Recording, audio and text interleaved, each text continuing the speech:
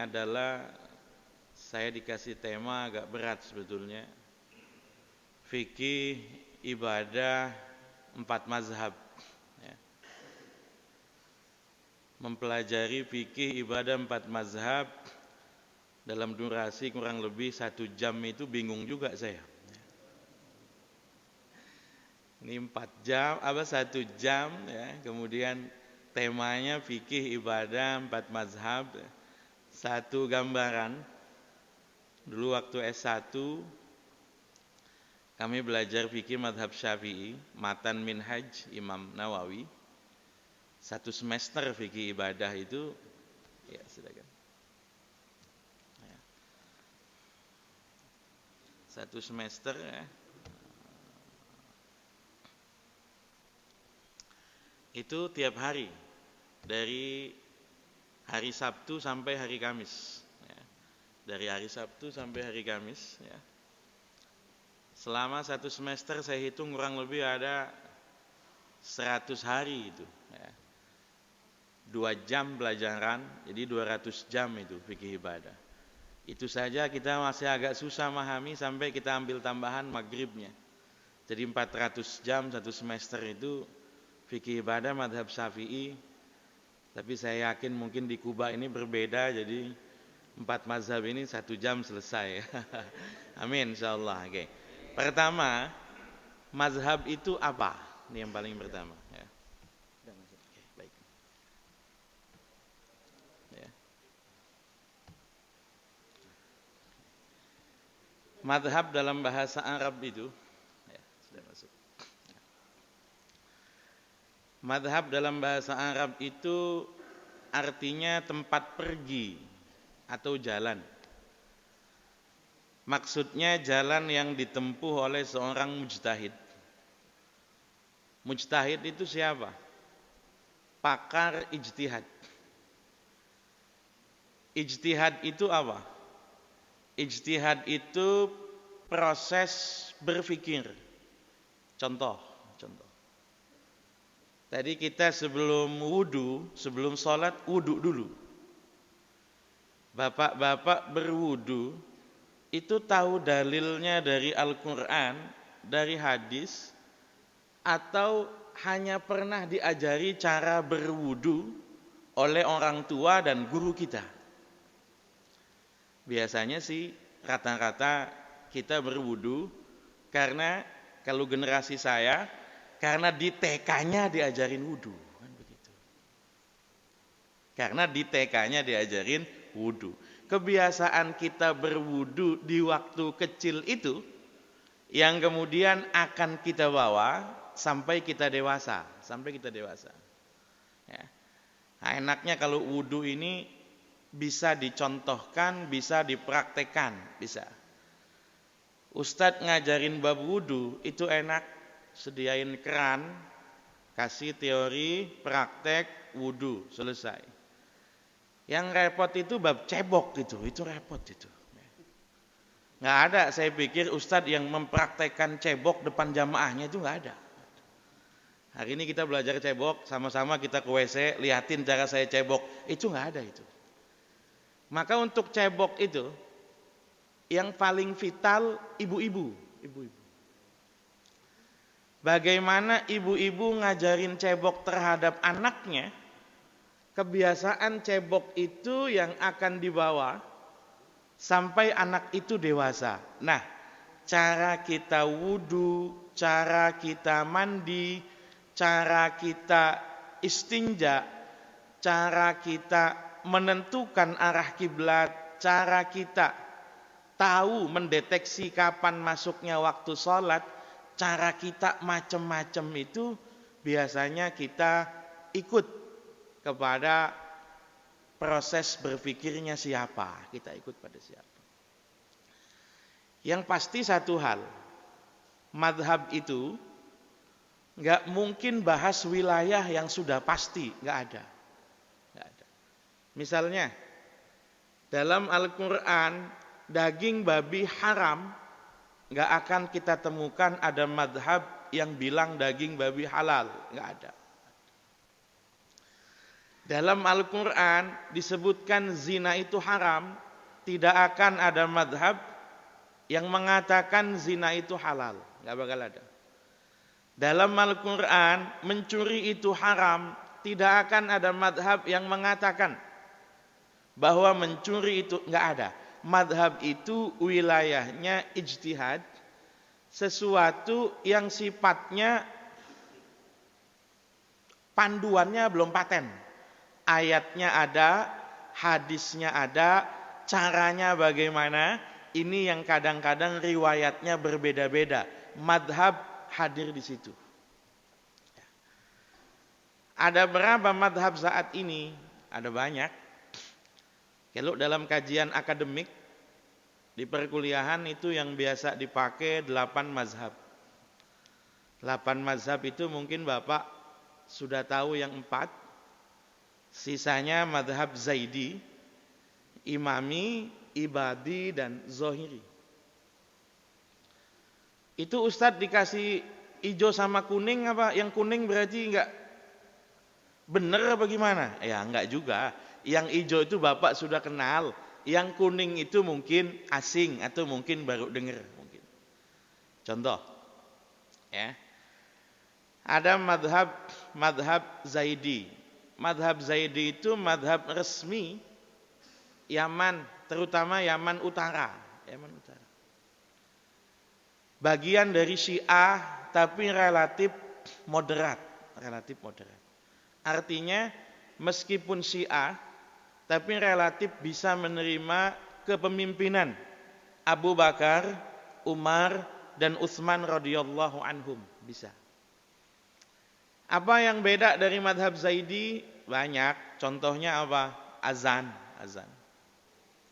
Orang madhab Zaidi itu kalau azan, hayya 'alas shalah 2 kali, hayya 'alal falah 2 kali, lalu ada tambahan hayya 'ala khairil amal. Saya baru pertama itu dengar Pak, baru pertama. Jadi pas sampai Yaman kaget, loh kok azannya beda, kata saya, azannya beda. Akhirnya apa? Saya tanya, riwayatnya ada. Jadi azannya itu ada tambahan hayya 'ala khairil amal, Zaidi. Lalu ada madhab Imamiyah atau Ja'fariyah, Syiah yang banyak ada di Iran, ada di sebagian wilayah Afgan juga, rata-rata Hanafi Afgan. Ada sebagian wilayah Pakistan juga ada. Lalu kemudian ada madhab namanya Ibadi. Madhab resmi Kesultanan Oman, itu Ibadi. Ya, mungkin baru pertama kali dengar ya, madhab Ibadi. Lalu ada madhab namanya madhab Zohiri. Tapi karena di sini kita akan bahas 4 ini kita akan bahas pengantarnya saja dulu. 4 madhab yang terkenal Hanafi, Maliki, Syafi'i, dan Hambali. Madhab Hanafi konsentrasinya di mana? Madhab Hanafi Asia Selatan, rata itu. India, Pakistan, ya kan? Kemudian Bangladesh, Sri Lanka itu madhabnya Hanafi. Kecuali di India itu ada di Malabar, Coromandel, itu Syafi'i. Karena dekat dengan pelabuhan biasa dilewati oleh orang-orang Yaman, akhirnya satu wilayah pesisir itu madhabnya Syafi'i. Tapi sisanya madhabnya Hanafi.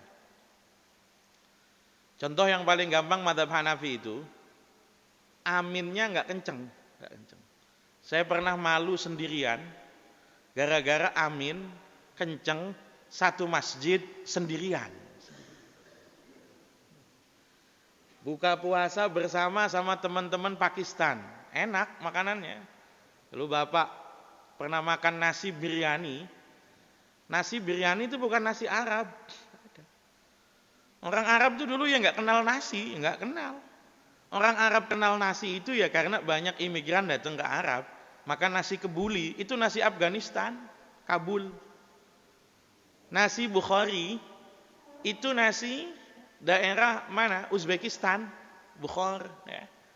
Nasi biryani itu nasi daerah Asia Selatan. Buka puasa bareng, Ujuk-ujuk sholat saya pas di belakang imam. Kalau belakang imam kan biasanya makmum mubalik. Yang kalau imamnya kenceng dia juga kenceng. Makmum mubalik namanya. Ya. Maka yang ada di belakang imam tuh was-was mestinya. Karena kalau imam batal, itu yang harus maju makmum yang di belakangnya. Nah, saya khawatir juga itu. Kalau Ustadz Muhaimin batal, saya maju itu belum tentu bisa nerusin lagunya. Kalau ayatnya bisa saya nerusin, bisa. Tapi kalau lagunya, waduh repot juga nih kata saya ini. Itu makmum balik pas belakang imam. Ujuk-ujuk, ghairil maghdubi alaihim waladdallin. Amin. Kenceng Pak, sendirian. Satu masjid diem semua Pak, hening. Itu rasanya saya pengen batalin kabur udah. Itu ya, baca amin, baca. Tapi bacanya pelan, baca amin ya. Dalam mazhab Hanafi juga, kalau pernikahan, itu enggak pakai wali, enggak ada wali nikah enggak ada. Ya. Enggak ada wali dalam hukum keluarga Pakistan, family law ya, Pakistan itu yang namanya wali, kalau anak sudah berumur 18 tahun, sudah datang ke makzun atau kayak KUA kalau di kita, dia nikah. Enggak ada orang tuanya, enggak ada. Ijab kabul juga, ya enggak ada. Saya pernah nungguin kapan ada ijab kabul kayak di Indonesia begitu kan. Saya nikahkan, kawinkan kamu. Saya pernah kejadian. Ada tetangga saya nikah sama orang Amerika keturunan Afrika. Kenal di Facebook. KUA-nya bingung. Karena enggak bisa bahasa Arab, enggak bisa bahasa Inggris. Pagi-pagi saya dibangunin, sat bangun. Kenapa? Ada yang mau nikah. Oh yang mau nikah orang kok saya yang dibangunin kata saya. Kan dia yang mau nikah, ngapain bangunin saya? Justru itu KUA-nya bingung. Bingung kenapa? Sebab ini calon pengantinnya nggak bisa bahasa Indonesia. Saya baranin, saya tanya bahasa Inggris bisa. Ternyata pernah kursus bahasa Arab. Oh lebih enak, kita ngomong Arab. Saya jelasin bla bla bla regulasi di Indonesia. Oh ya nggak apa-apa saya ikuti tanda tangan apa. Pas giliran wali nikahnya ngucapin bahasa Arab, dia senyum-senyum aja, salaman ya salaman senyum. Itu yang lain nungguin, kapan qabiltunya ini, kapan? Lama akhirnya saksi nanya, enggak sah. Saksi bilang, enggak sah. Saya bilang, kenapa enggak sah? Karena enggak ada qabulnya. Justru menurut anak ini, dengan dia salaman, dia sudah qabul. Kalau saya enggak mau nikah, ngapain saya jauh-jauh datang dari Amerika ke sini? Saya datang jauh-jauh dari Amerika ke sini memang pengen nikah. Mertua ngajak salaman, saya salaman. Ngapain saya pakai ngomong saya terima nikah? Ngapain? Itu fikih dalam madhab Hanafi. Konsentrasinya Asia Selatan, kemudian lagi sebagian daerah Timur Tengah. Syria, Turki, itu daerahnya madhabnya Hanafi, sempat menjadi madhab resmi di Kesultanan Turki Utsmani. Madhab Maliki, Imam Malik bin Anas. Jadi jangan sampai kita ngomong 4 mazhab, tapi kita nggak kenal siapa saja. Madhab Hanafi didirikan oleh namanya Imam Nu'man bin Sabit, dikenal dengan nama Imam Abu Hanifah. Pemikiran hukumnya bercorak rasional. Imam Hanafi itu kalau hadis nggak kuat-kuat banget, nggak dipakai. Kalau hadis nggak kuat-kuat banget, itu nggak dipakai. Maka pemecahan masalah makainya apa? Analogi, kias. Karya terkenalnya Fiqhul Al-Akbar. Negara dengan konsentrasi madhab Hanafi itu Pakistan, India, Bangladesh, Turki, Afgan, Uzbek. Kemudian ada namanya madhab Maliki. Gurunya Imam Syafi'i terkenal. Imam Malik itu muridnya Nafi'. Nafi' itu muridnya Ibnu Umar. Ibnu Umar itu muridnya Rasulullah Sallallahu Alaihi Wasallam. Imam Malik juga unik ini. Imam Malik itu cenderung tekstual. Karena di Madinah banyak sahabat, koleksi hadisnya banyak. Yang unik, ini bukan rasis, bukan fanatik, bukan.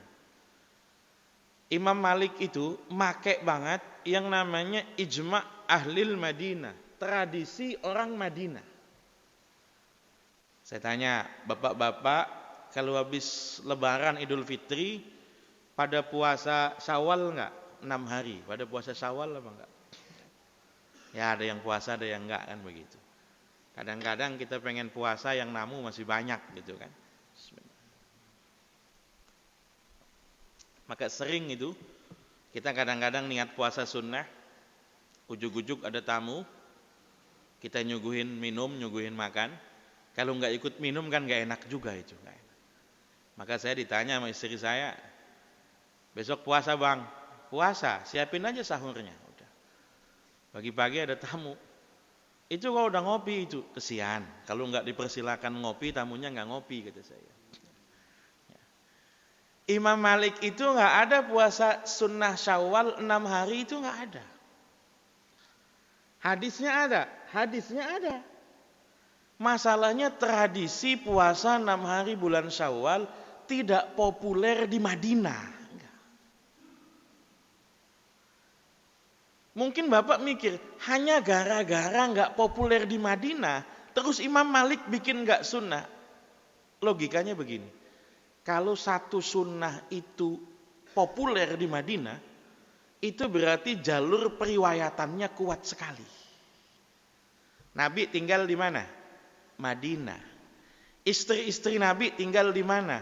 Madinah. Sahabat Nabi tinggal di mana? Madinah. Kalau Nabi puasa sunnah Syawal 6 hari, istrinya berarti juga puasa sunnah. Tetangganya puasa sunnah. Keluarganya puasa sunnah. Ini kok aneh. Ada hadis isinya anjuran puasa sunnah 6 hari, tapi orang Madinah kok jarang yang tahu. Maka sama Imam Malik, enggak dipakai ini. Hadisnya ada, tapi tradisi orang Madinah tidak pakai, berarti enggak pakai. Karena hadis mungkin hanya diriwayatkan 1-2 orang. Tapi tradisi itu diriwayatkan ribuan orang. Sesuatu yang diriwayatkan oleh ribuan orang lebih kuat daripada yang hanya diriwayatkan 1-2 orang dalam pendapatnya Imam Malik. Ya.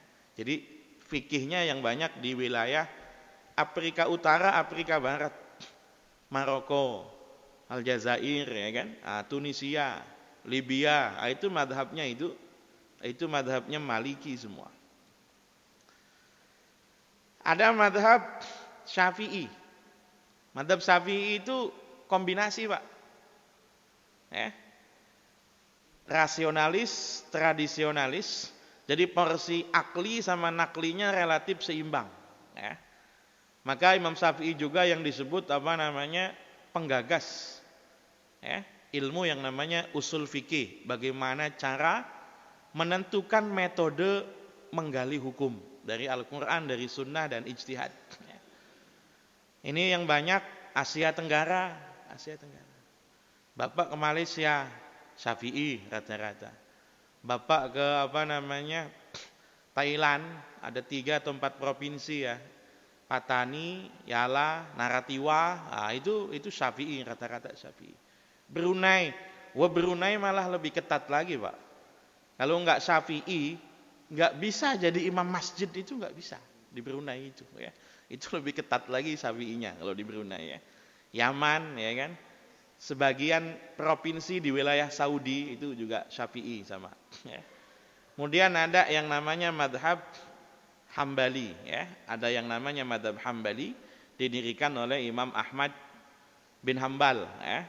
Yang banyak di Saudi pakainya madhab Hambali. Oke. Jangan dianggap mereka ini nggak pernah kenal. Ya kenal. Imam Ahmad bin Hambal, penggagas madhab Hambali, murid dari Imam Syafi'i. Imam Syafi'i murid dari Imam Malik.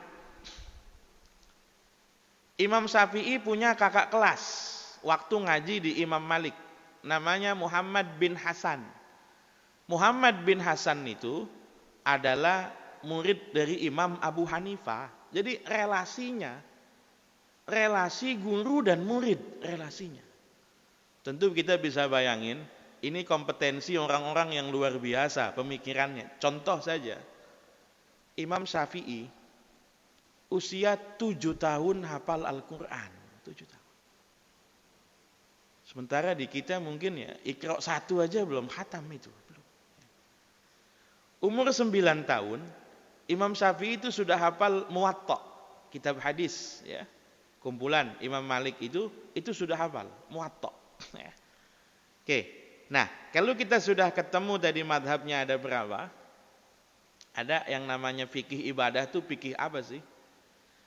Fikih ibadah itu fikih yang membahas tentang aktivitas yang pure ibadah. Ibadah mahdhah, itu fikih ibadah. Nanti ada namanya fikih muamalah.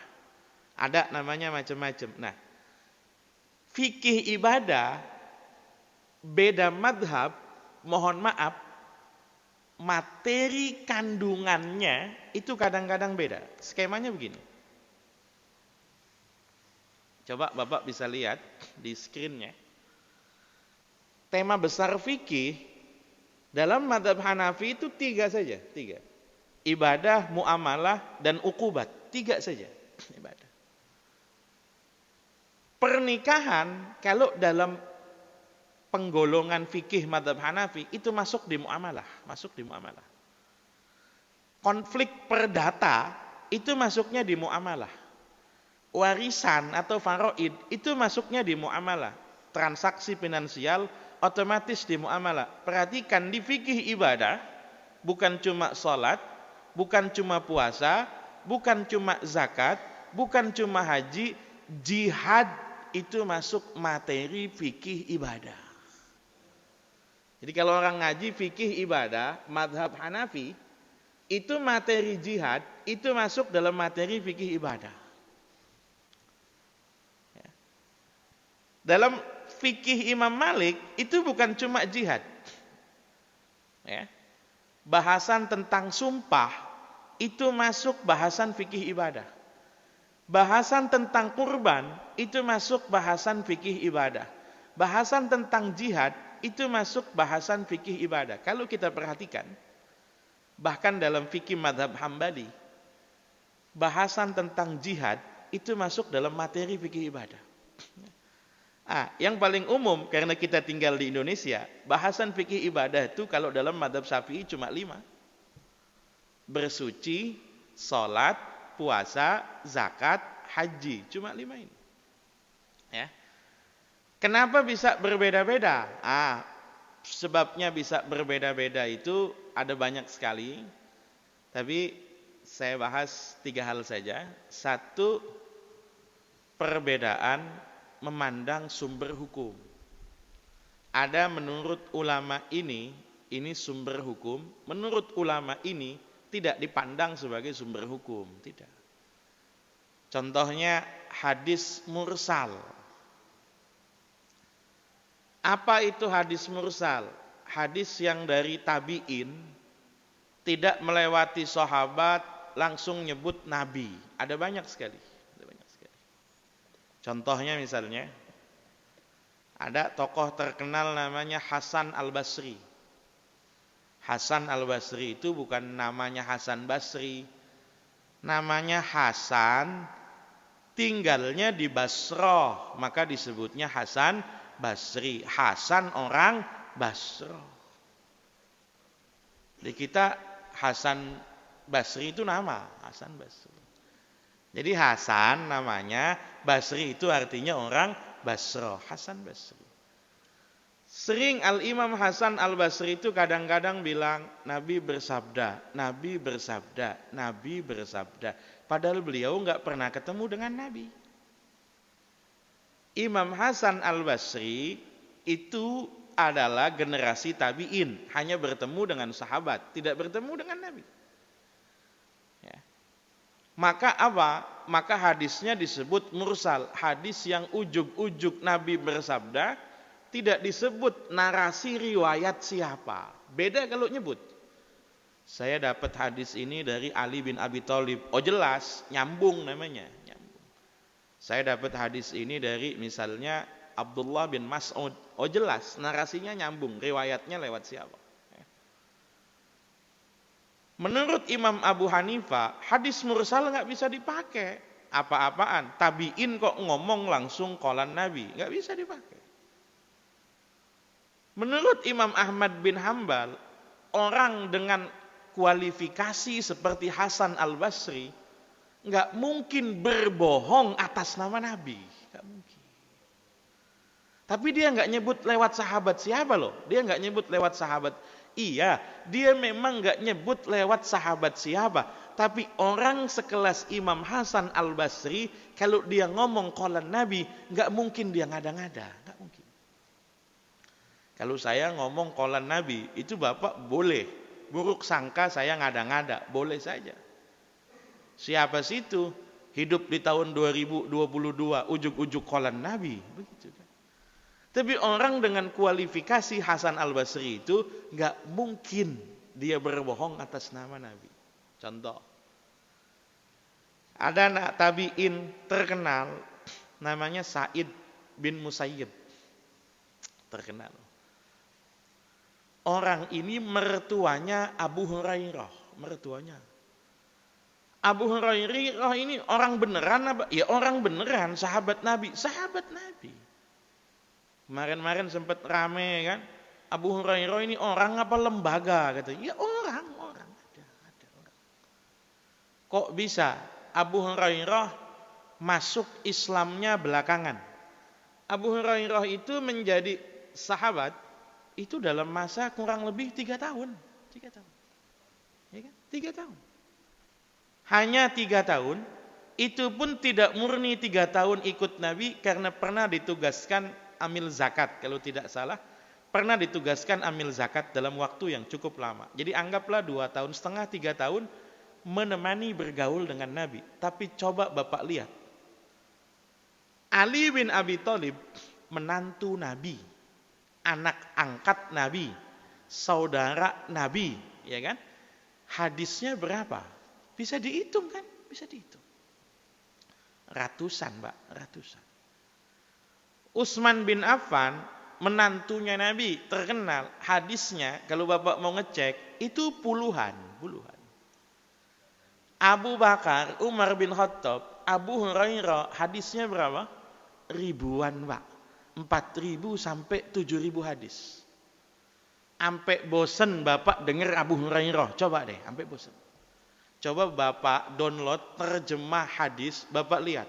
Dikit-dikit Abu Hurairah lagi. Dikit-dikit Abu Hurairah lagi, dikit-dikit Abu Hurairah lagi. Maka sampai ada orang yang kemudian penasaran. Jangan-jangan Abu Hurairah ini fiktif ini, enggak ada orangnya, kok dikit-dikit ada. Sahabat yang lain riwayatnya sedikit.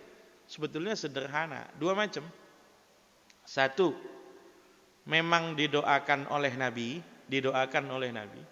Kalau kita percaya doa Nabi mustajab, hasilnya ya Abu Hurairah itu. Ya, didoakan oleh Nabi. Yang kedua, memang aktivitasnya nemenin Nabi. Abu Hurairah itu tidak punya keluarga, tinggalnya di masjid, nggak punya aktivitas kesibukan. Maka banyak sekali ikut Nabi. Di saat sahabat yang lain sibuk kerja, sahabat yang lain sibuk di kebun, sahabat yang lain sibuk dagang, Abu Hurairah ada di samping Nabi. Jadi logis kalau koleksi hadisnya lebih banyak dari sahabat yang lain. Sa'id bin Musayyib itu tabi'in, nggak pernah ketemu Nabi, tapi kalau ngomong qalan Nabi, Nabi bersabda. Kalau ngomong Nabi bersabda. Ini kalau ngikut Imam Abu Hanifah nggak dipakai ini. Imam Syafi'i juga nggak pakai hadis mursal, nggak pakai. Cuma Imam Syafi'i neliti. Setelah saya teliti, kata Imam Syafi'i, hadisnya Sa'id itu nyambung semuanya. Lewat siapa? Lewat menantunya Abu Hurairah. Kenapa nggak pernah ngomong, saya dapat hadis dari mantu saya. Ya kan, ya mantu mertua lah itu, ya itu masalah mantu mertua lah. Jadi kalau ngomong Nabi bersabda, nah padahal hadisnya dapatnya dari menantunya, tapi nama menantunya nggak disebut itu. Ya personal lah kalau itu personal. Oke, jadi pertama perbedaan dalam memandang sumber hukum, ini yang pertama. Yang kedua, perbedaan memahami nas, sama-sama menganggap itu sumber hukum. Tapi memahami nasnya beda. Contoh yang umum aja ya. Isbal. Rame orang kalau soal isbal itu. Apa isbal itu? Make pakaian lewat daripada mata kaki, kan begitu isbal itu. Kayak pakaian daripada mata kaki.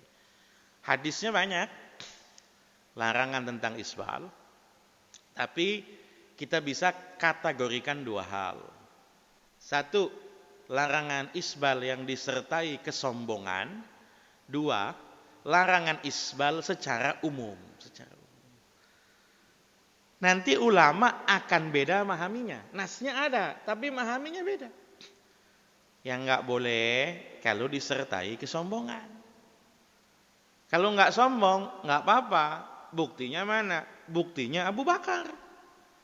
Abu Bakar As-Siddiq itu pernah pakai pakaian isbal, nggak ditegur sama Nabi. Ketika Nabi dilapor, kata Nabi, Abu Bakar tuh makainya nggak sombong kok. Cuma masalahnya sombong itu dalam hati. Bisa kelihatan apa enggak? Enggak kelihatan. Sombong itu dalam hati, enggak kelihatan. Lah, kita menghukumi halal dan haram sesuatu yang dalam hati itu susah. Itu kayaknya sih kalau potongannya potongan orang sombong tuh. Kalau dia mah haram kayaknya. Kalau dia mah enggak sombong, dia mah enggak. Lah itu repot itu ya. Maka ulama itu biasanya ada yang membagi. Kalau disertai dengan kesombongan, nggak boleh. Kalau tidak disertai kesombongan, pol-polan makruh. Ada ulama yang mutlak. Pokoknya isbal, sombong. Pokoknya isbal, haram. Sombong apa enggak, kita kan nggak tahu. Perbedaan ini ada dan bukan sekarang, dari zaman dulu. Yang repot itu, orang yang nggak mau memahami perbedaan. Itu yang repot itu. Perbedaan itu sunnatullah. Ya. Kalau sesuatu hal yang makruh, kita ngingetin makruhnya saja. Kalau sesuatu itu sesuatu yang haram, kita ngingetinnya bisa dengan tegas sekali. Bisa. Ini yang repot kadang-kadang. Yang kemudian isbal, memaksakan bahwa orang yang gak isbal harus dosa. Sementara yang kemudian gak isbal, itu kemudian bikin semacam sindiran, nyinyir. Misalnya ngomong apa? Wih, cingkrang. Saya panggil orangnya. Cingkrang yang begini ini pernah dipakai sama Nabi. Kamu boleh tanya ustadmu, kamu boleh tanya kiaimu, bahwa hadisnya memang ada, larangannya memang ada, cuma ada hadis yang disertai dengan kesombongan, ada yang tidak.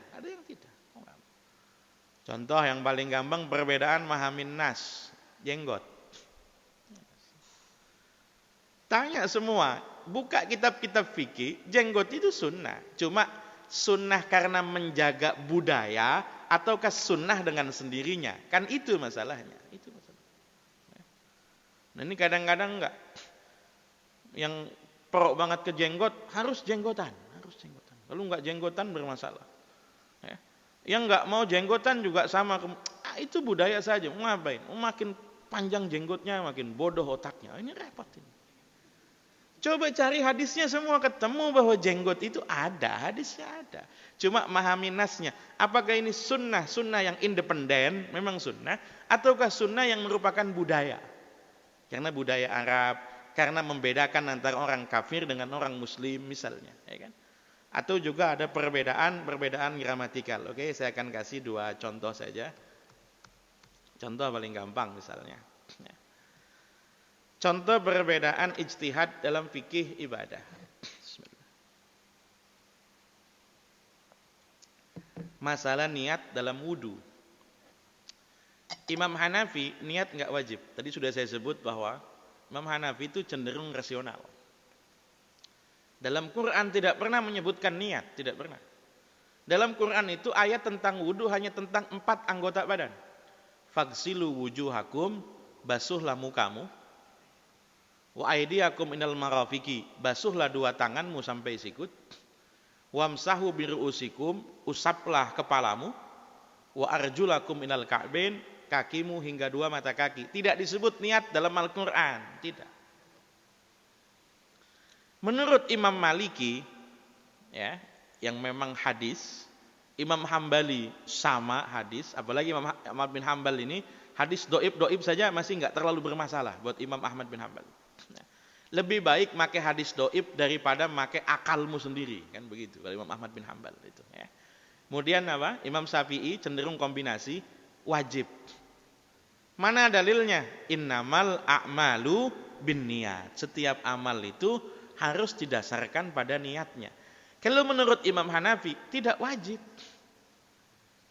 Niat itu kan tujuannya membedakan antara yang ibadah dengan yang bukan ibadah. Niatnya contoh. Bapak duduk ya. Itu kalau tidak diniati ibadah, enggak jadi ibadah, Pak. Tidak. Orang duduk kan macam-macam. Ada yang duduk capek. Ada yang duduk ngantuk, ya kan? Ada yang duduk ngelamun, ya kan? Ada macam-macam orang duduk. Itulah kenapa setiap kajian selalu ngomong sama-sama kita niati iktikaf, sama-sama kita niati tolabul ilm. Kan begitu. Fungsinya niat itu membedakan antara yang ibadah dengan yang bukan ibadah. Duduk itu ada duduk bukan ibadah, ada. Ada duduk yang ibadah. Duduk yang ibadah perlu kita niati, perlu. Mandi. Mandi itu ada mandi yang ibadah, ada mandi yang bukan ibadah. Ada mandi yang bukan ibadah, ada. Apa mandi yang bukan ibadah? Tadi mungkin sebelum subuh Bapak mandi, itu mandi yang bukan ibadah. Mandi rutinitas harian, kan begitu. Kemarin hari Jumat, Bapak mandi Jumat, itu mandi ibadah. Bapak niati mandi Jumat. Atau mungkin ada yang pengantin baru, pas bener milih bulan, ini musim hujan begitu kan, misalnya kan. Maka malamnya ibadah, mandinya juga ibadah, kan begitu. Sama, kan? Gimana? Oh tiap hari, iya itu ya musim hujan Pak ya. Oke. Ya. Maka mandinya ibadah, penyebab mandinya juga ibadah, kan begitu, ya kan? Mandi yang ibadah ini perlu diniati. Wudu itu pasti ibadah. Tidak ada wudu yang bukan ibadah. Tidak ada. Kalau mandi, ada mandi yang bukan ibadah. Ada. Ada mandi. Sama kayak zakat. Zakat kan memberi. Sedekah itu kan memberi. Ada donasi, pemberian yang ibadah, ada yang bukan. Bapak neraktir temennya begitu kan, atau bapak bagi temennya tanpa niatan tertentu, ya hanya disebut donasi pemberian. Kalau diniati sedekah jadinya sedekah. Misalnya saya kebetulan punya harta yang cukup, kemudian datang orang misalnya punya lembaga panti asuhan yatim piatu, kebetulan saya belum zakat mal, dia datang sama saya, Ustaz kami lagi butuh donasi bla bla bla bla. Oh ya udah ini saya kasih. Bantuan itu diterima sebagai donasi, tapi saya niatnya zakat, ya jadi zakat mal. Nggak bisa bantuannya sudah, niatnya belakangan. Jadi bapak waktu ngasih sedekah aja niatnya. Tiba-tiba kemudian dia ngomongin sama istri, loh kita belum zakat loh. Oh ya sudah, yang kemarin kita anggap saja sebagai zakat. Loh nggak bisa, kemarin niatnya sedekah kok. Ujuk-ujuk dirubah niat jadi niat zakat, nggak bisa. Wudu itu pasti ibadah. Maka menurut Imam Hanafi, kalau ada orang pagi-pagi dia bangun, dia buka kerannya, dia basuh mukanya, dia basuh tangannya, dia usap kepalanya, dia otomatis sudah wudu tanpa harus dia niat wudu. Otomatis. Ngapain dia basuh muka, basuh tangan kalau bukan untuk wudu? Kan begitu dalam madhab Imam Hanafi. Tapi kalau Bapak pakai mayoritas, pakai Maliki, pakai Syafi'i, Hambali, ya tidak bisa. Karena ibadah baru dinilai ibadah kalau diniati. Kalau enggak diniati, kan bisa saja cuci muka karena matanya belekan, bisa saja. Kan bisa saja dia basuh tangan karena tangannya kotor, bisa saja. Bisa saja dia ngusap kepala karena misalnya gatel, bisa saja. Jadi ini beda yang paling pertama ya, contohnya perbedaan ijtihad fikih ibadah. Nabi memang bilang segala amal ditentukan niatnya, tapi ayat wudu tidak menyebutkan niat, tidak. Ya, oke, itu yang pertama contohnya. Yang kedua, ya, istihalah. Istihalah itu apa? Perubahan unsur kimiawi suatu benda. Benda itu kan kita bagi jadi dua. Benda itu kita bagi jadi dua. Ada benda suci, ada benda najis. Ada benda suci yang terkena najis, kan begitu. Contoh, benda suci ini kopiah, benda suci, ya, pakaian, sarung Bapak, benda suci. Benda najis, darah, air kencing, itu benda. Patokannya gampang. Najis itu rata-rata cair najis itu. Kencing, apa lagi? Darah, nanah, muntah, ya kan? Sesuatu yang keluar dari dua jalan kecuali mani, itu najis, itu rata-rata cair. Ada najis yang padat, ada tapi jarang. Najis benda gas itu tidak ada. Benda gas yang najis tidak ada, enggak ada. Kenapa? Karena enggak bisa dilihat. Bapak kencing cebok, Bapak berak cebok, mohon maaf, Bapak kentut cebok apa enggak? Enggak ada. Wah, saya kentut saat gede banget, bau banget, cebok apa enggak? Ya enggak usah, mau apa? Kenapa enggak usah cebok? Ya karena enggak kelihatan. Waktu kan sesuatu yang tidak kelihatan itu enggak mungkin najis, enggak mungkin najis. Benda suci bisa jadi najis, bisa terkena najis, bisa. Bapak makan Indomie suci, makan, habis makan mual, muntah lagi, Indominya keluar, najis, muntah itu najis, ya kan? Najis itu. Ya kan? Baju saya suci, kena air kencing, namanya mutanajis, bisa disucikan lagi, bisa. Benda suci terkena najis bisa disucikan, apakah benda najis bisa menjadi suci? Contoh misalnya mohon maaf, urin, air seni, kencing, diolah, difilter, bakterinya nggak ada, misalnya, kemudian lagi apa? Tidak berbau, tidak ada rasanya, apakah kemudian dia boleh untuk dikonsumsi lagi? Nah, kotoran misalnya, mohon maaf, feses ya, kotoran, tai begitu ya. Dibikin menarik begitu, kasih mayones apa misalnya, ya kan. Kasih tepung, digoreng crispy apa bagaimana, bakterinya dihilangin begitu. Apakah benda najis bisa menjadi suci? Konsepnya kelihatannya kan mustahil begitu. Tapi buktinya memang ada beberapa benda najis yang bisa menjadi suci. Dalam madhab Syafi'i dan madhab Hambali, najis bisa menjadi suci hanya dalam beberapa kasus. Kalau rata-rata fikih Syafi'i cuma 3 kasus, Pak. Benda suci berubah, benda najis berubah menjadi suci itu hanya dalam 3 kasus. 1, arak menjadi cuka. Arak, minuman memabukan, kemudian menjadi cuka, itu awalnya najis menjadi suci. Penyamakan kulit bangkai. Ada bapak nemu ular gede, mati. Dagingnya nggak bisa dimakan, bangkai. Apakah kulit ularnya bisa dimanfaatin buat tas, buat sabuk? Boleh, disamak.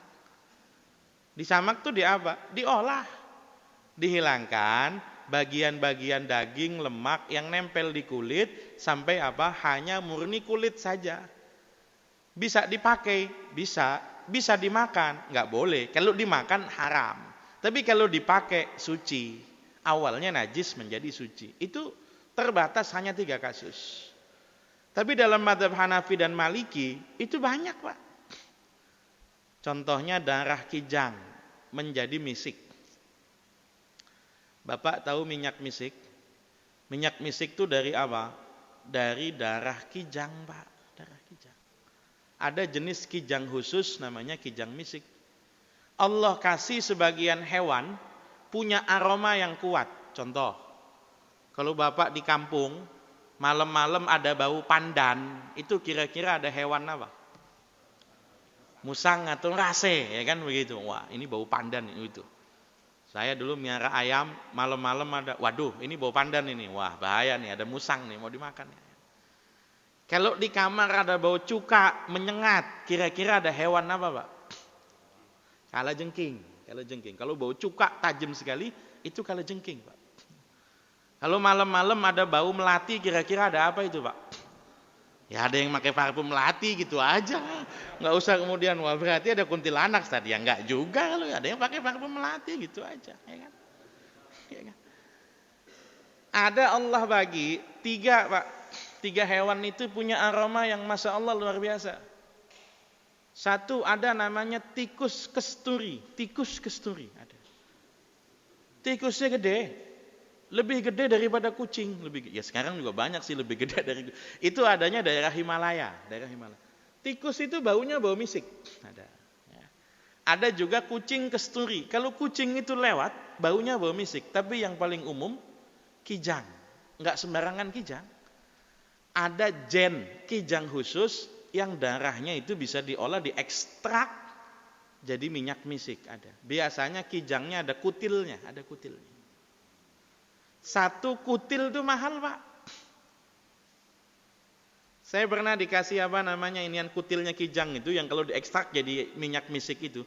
1 kutil itu laku bisa 85.000, 90.000, Pak. Kutil Bapak laku berapa kira-kira? 1 kijang itu paling kutilnya cuma 5 sampai 8. 1 kijang itu. Jadi untuk 1 botol minyak misik segini, itu dia butuh 10 sampai 20 kijang, Pak. 20 kijang. Orang sekarang pinter. Kijangnya disuntikin biar kutilnya banyak itu ya yang disuntik. Maka minyak misik itu mahal karena tadi prosesnya itu. Misik itu darah. Tapi kemudian apa? Tapi kemudian melalui proses berubah unsur kimiawinya, maka dia dianggap suci. Contoh biogas, Pak, biogas. Kotoran yang kemudian diolah menjadi gas, awalnya tai, kotoran, feses. Banyak, itu kan mengandung apa? Etanol ya, atau metanol, etanol ya. Bapak kenapa kalau kentut bau? Ya karena ada gasnya, Pak, kentutnya mengandung gas. Kentut Bapak ya mirip-mirip LPG kalau lagi bocor kan begitu ya kan. Ada baunya karena ada etanolnya begitu. Makin bergas yang kita makan, makin bau kentutnya. Makan singkong, makin jadi kentutnya. Makan duren kan, makin jadi kentutnya kan begitu. Kalau Bapak nggak percaya beli duren, ajak saya makan, nanti kita buktiin kentutnya itu ya. Itu ya.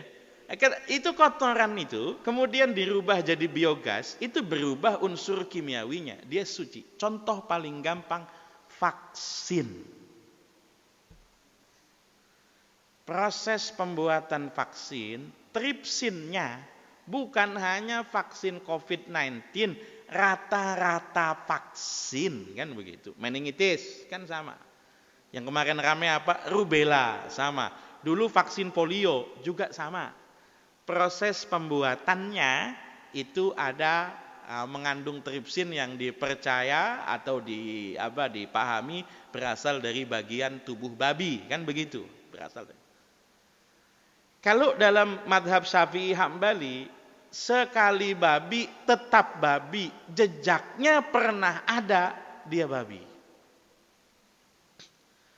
Kan bisa tuh dicek di lab ya. Kita pelajari dokumennya. Ada namanya BPOM, ada namanya LPPOM. Kalau BPOM itu hanya bahas amannya, kan begitu. Ini aman dimakan, ini aman digunakan. Itu BPOM itu. Tapi kalau aman dan halal, itu LPPOM itu, MUI itu, ranahnya ranah MUI itu. Dipelajari dokumennya, dibuat dari apa? Kedua dicek labnya. Itu sekali jejak babi pernah terlihat, itu berarti haram.